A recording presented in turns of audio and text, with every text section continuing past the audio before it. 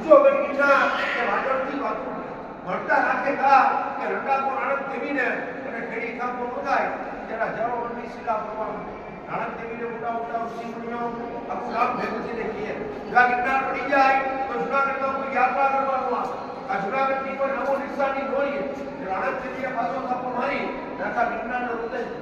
માપણ મારા આધાર તારા કુશળ પણ ચલાવશે ગયા ચલાવના કે જીવતા યાદો આવશે વૈષ્ણવની હજારો માણસો યાત્રા આવશે આખો ગિરનાર રોકાઈ ગયો પેલાનો કચ્છના ગિરનારની 4,500 ઊંચાઈ હતી આણંદ દેવીએ શ્રાવાઈ તો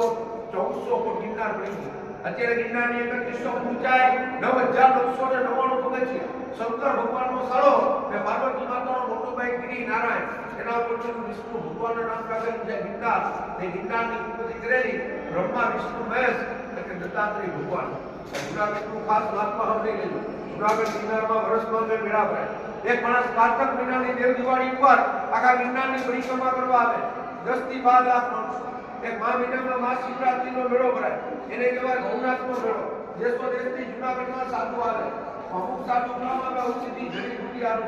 તમે ગિરનાર ઉપર જાઓ એ ભગવાન ધારણ પંથી છે રામાનંદજી સાધુનો પુત્ર છે સરકાર માન્ય કેન્સર લગીની દવા બનાવે તો કેન્સરની દવાનો પૈસા લેતા